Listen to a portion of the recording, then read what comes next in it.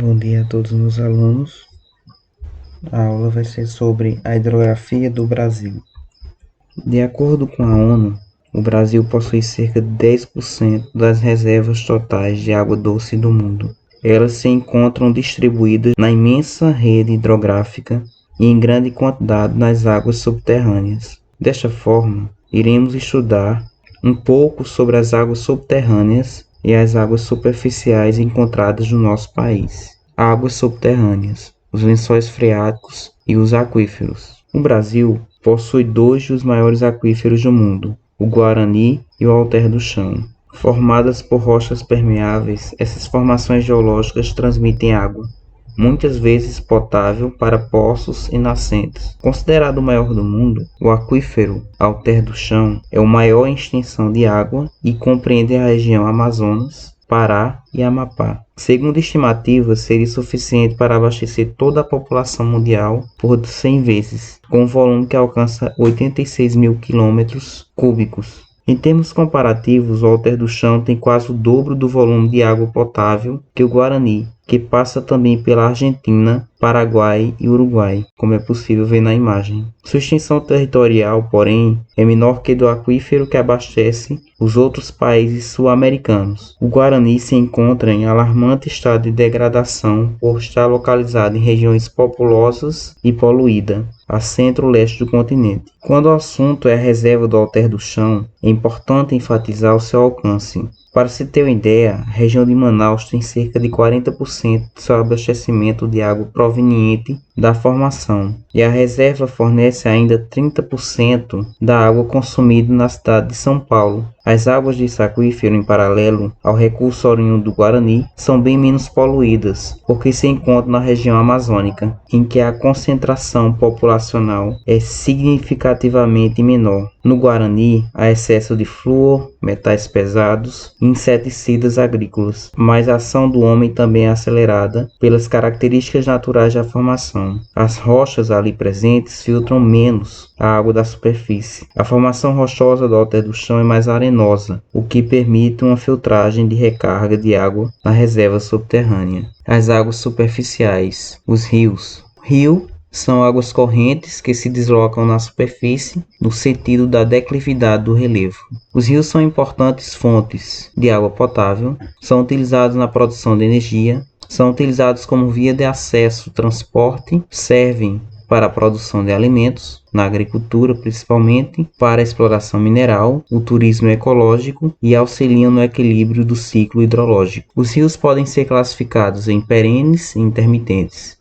Perenes são aqueles rios que mantêm suas águas durante o ano todo. Os intermitentes secam durante o período de escassez de chuva. Os rios podem ser classificados ainda de planaltos e de planícies. Planaltos quando mantém seu curso na região de planalto e planícies quando mantém seu curso na região de planícies. Os rios podem ser ainda exorreicos e endorreicos. Exorreicos quando desaguam diretamente no mar e endorreicos quando desaguam dentro do continente, formando lagos ou lençóis freáticos. Quanto ao tipo de regime, os rios podem ser classificados em fluvial, pluvial, glacial ou nival ou misto. Fluvial necessitam de outros rios para alimentar suas águas. Pluvial necessitam das chuvas para manter suas águas. Glacial ou nival depende do derretimento do gelo, da neve das montanhas. E misto quando utiliza de mais de uma forma de regime. Quando a estrutura de uma bacia hidrográfica é formada por rios, o rio tem sua origem na nascente e o rio deságua geralmente no mar, que é chamada de foz. O rio principal tem um leito, que é o leito do rio é o espaço ocupado pelas águas do rio. Tem os afluentes, que é um rio menor que deságua no rio principal, e tem os interflúvios, que é o mesmo que divisor de águas. O caminho percorrido por um rio, desde sua nascente até sua foz, é chamado de curso. Por causa de sua inclinação, o rio corre das partes altas para as baixas. Podemos distinguir em um rio o curso superior, junto à nascente, o curso médio, no meio, e o curso inferior, próximo à foz. Como é possível visualizar na imagem, temos a nascente, curso superior, curso médio e o curso inferior, e a foz do rio.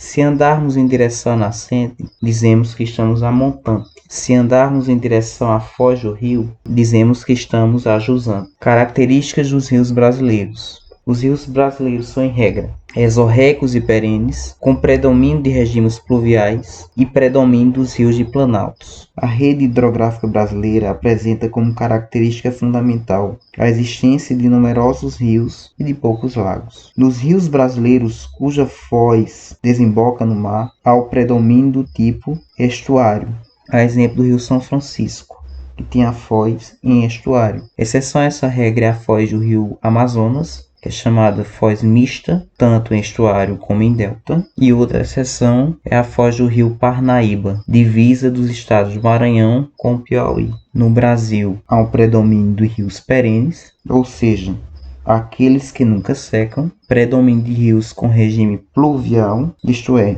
as chuvas causam um período de cheias. Contudo, o rio Amazonas também recebe águas oriundas do derretimento de neves dos Andes. Portanto, tem a contribuição de um regime nival. No Brasil, predominam rios de planalto com elevado potencial hidráulico. Exemplo disso é a usina de Itaipu, que fica na divisa do Brasil com o Paraguai. Há também rios de planícies navegáveis, que é utilizada principalmente como meio de transporte fluvial no dia a dia na bacia amazônica. Transporte de grãos, transporte de carga, transporte humano, barcos, transporte escolar. Os rios temporários ou intermitentes são aqueles que secam durante o período de estiagem e são encontrados apenas no polígono das secas, no sertão nordestino, no Nordeste brasileiro.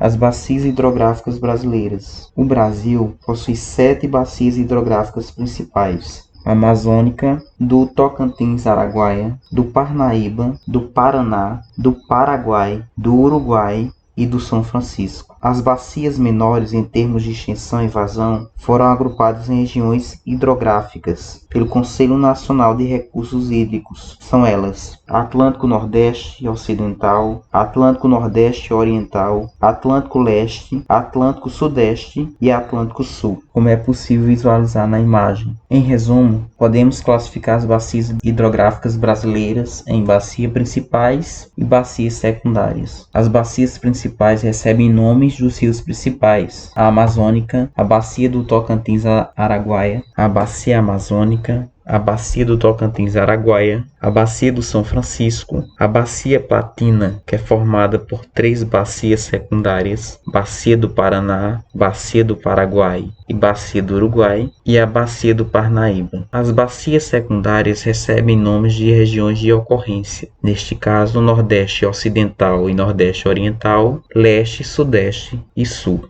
As bacias principais se destacam quanto à área e à sua importância. A Amazônica é a maior delas, ocupa 56% do território nacional. É importante como reserva de água doce fluvial, é considerada a maior bacia do mundo, tem o maior potencial hidráulico do país e serve como meio de navegação. Nela estão localizadas 2 usinas hidrelétricas, a Balbina e a de Belo Monte, que fica no rio Xingu. A Bacia Platina ocupa 16% do território nacional. Nela está situada a usina de Itaipu, que é a maior do Brasil e a segunda maior hidrelétrica do mundo. A Bacia Platina é a segunda maior bacia do mundo, serve como fonte de irrigação e geração de energia, é considerada uma bacia de integração do Mercosul e como meio de transporte através da hidrovia Tietê-Paraná. A Bacia do Tocantins ocupa 11% do território nacional. Nela está situada a segunda maior usina hidrelétrica do país, a de Tucuruí, serve como meio importante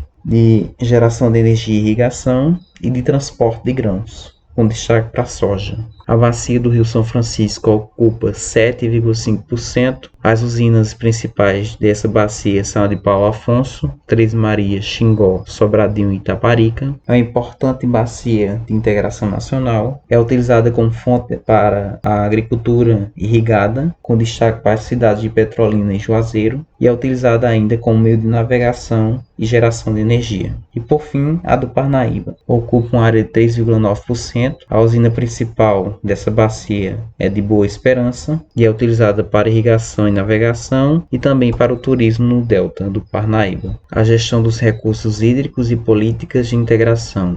o caso da transposição do Rio São Francisco. A transposição do Rio São Francisco é a maior obra de infraestrutura hídrica do governo federal, atende os estados de Pernambuco, Paraíba, Rio Grande do Norte e Ceará, com 477 quilômetros distribuídos entre os eixos norte e leste.